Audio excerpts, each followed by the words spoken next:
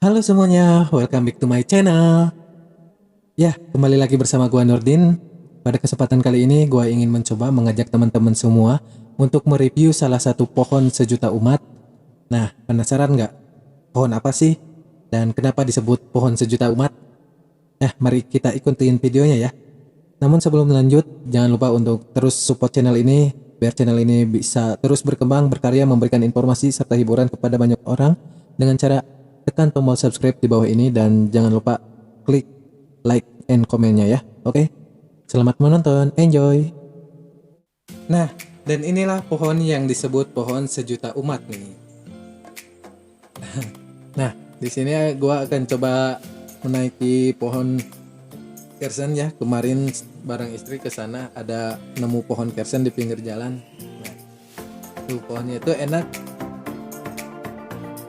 Kenapa pohon ini disebut pohon sejuta umat? Karena pohon ini bisa teman-teman temui di hampir semua pelosok Nusantara. Karena tanaman ini termasuk tanaman liar, jadi bisa tumbuh di mana aja. Nah, buahnya itu kayak gini nih.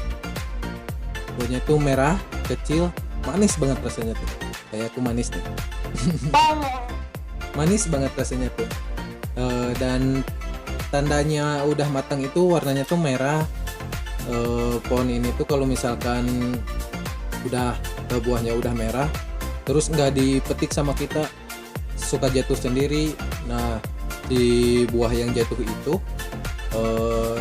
kan ada bijinya tuh pada keluar, udah jatuh tuh bakalan tumbuh lagi pohon lagi. Makanya pohon kersen ini gak pernah tumbuh sendirian, selalu ada di sampingnya itu banyak pohon-pohon kersen lainnya.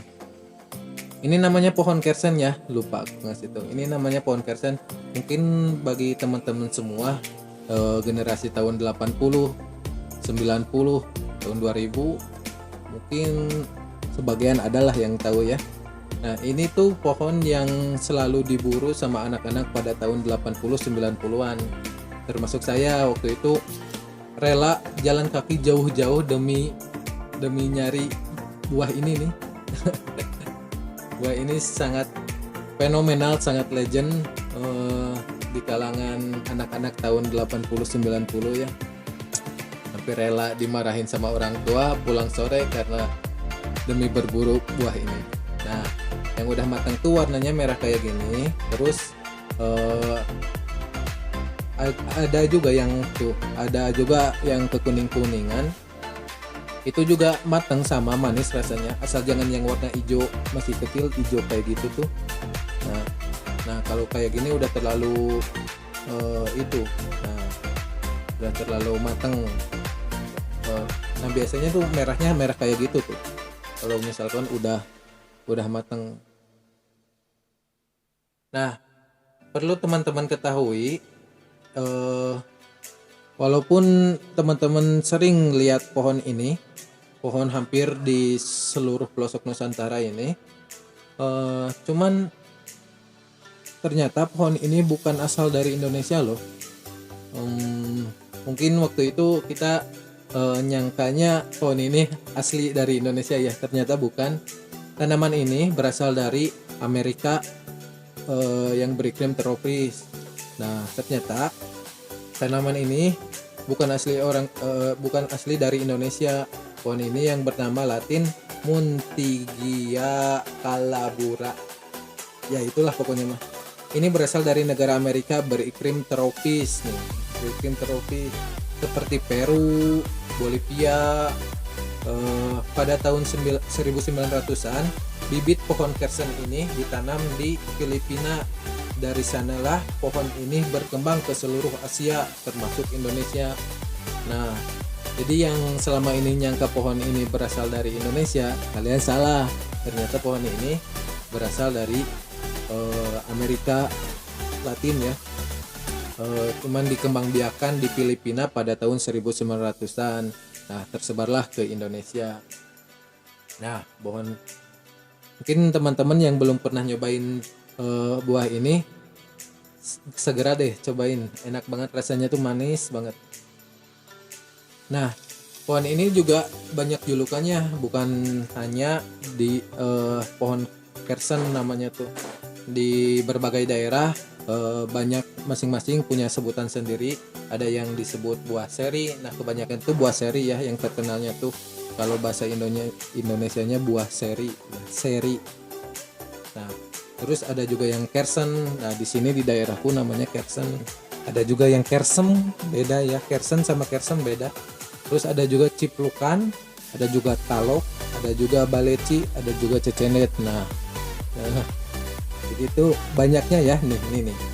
Nah, itulah nama-nama sebutan dari pohon kersen ini. Dan rata-rata pohon kersen ini nggak terlalu tinggi ya, cuman si dahannya itu melebar, rimbun kayak gitu, jadi cocoklah buat dinaikin sama anak-anak waktu itu berburu buah kersen ini. Pohon ini termasuk pohon liar ya teman-teman. Teman-teman bisa jumpai pohon ini di berbagai tempat. Bisa di pinggir jalan, bisa di pinggir solokan, bisa di lapangan, bisa di halaman rumah, atau di halaman rumah yang kosong juga bisa. Termasuk di sini nih. Nah, di atas genteng juga ada. Inilah keistimewaan pohon kersen. Pohon liar cuman bisa tumbuh di mana aja.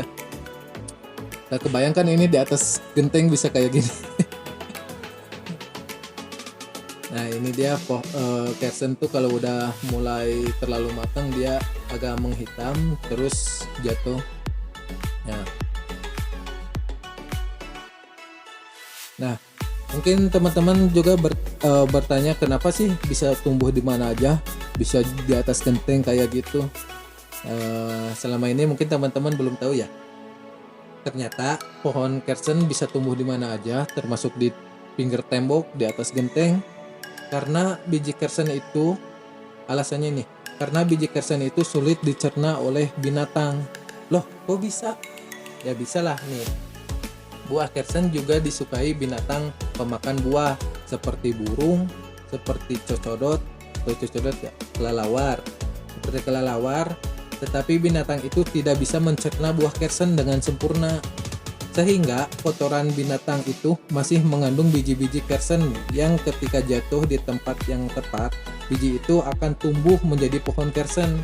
Nah, itulah sebabnya pohon kersen bisa ditemukan di mana-mana dan bertumbuh dengan baik. Nah, jadi kalau misalkan hewan-hewan tadi yang pemakan buah itu makan buah kersen, si perutnya itu tidak bisa mencerna buah kersen dengan baik. Makanya kalau misalkan dia menjatuhkan kotorannya, si biji-biji kersennya itu masih ada di kotorannya. Nah, tumbuhlah pohon kersen. Nah, jadi terjawab sudah kenapa pohon kersen bisa tumbuh di mana aja ya. Termasuk di atas genteng nih.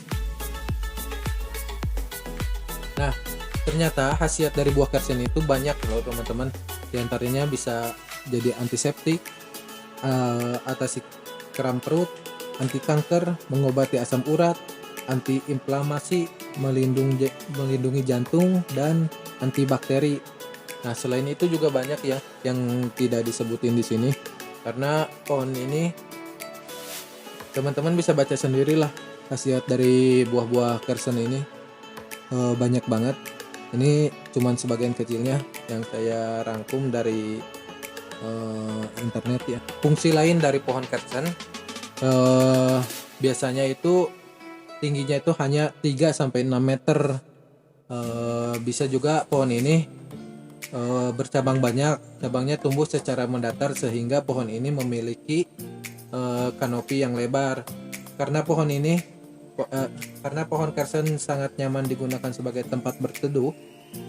Biasanya tempat di bawah pohon kersen ini sering digunakan sebagai tempat mangkal, tempat tukang ojek, tempat tukang beca, tempat pedagang kaki lima nih seperti ini nih. Nah, ini tempat mangkal, tempat tukang parkir lah. Nah, ini seperti pedagang kaki lima nih. Nah, oke, sekian video review tentang pohon sejuta umat ya, pohon kersen. Mudah-mudahan informasi ini bisa menambah pengetahuan teman-teman. Banyak orang Saya pamit. Assalamualaikum warahmatullahi wabarakatuh. See you next time. Sampai bertemu di video gue selanjutnya ya. Bye.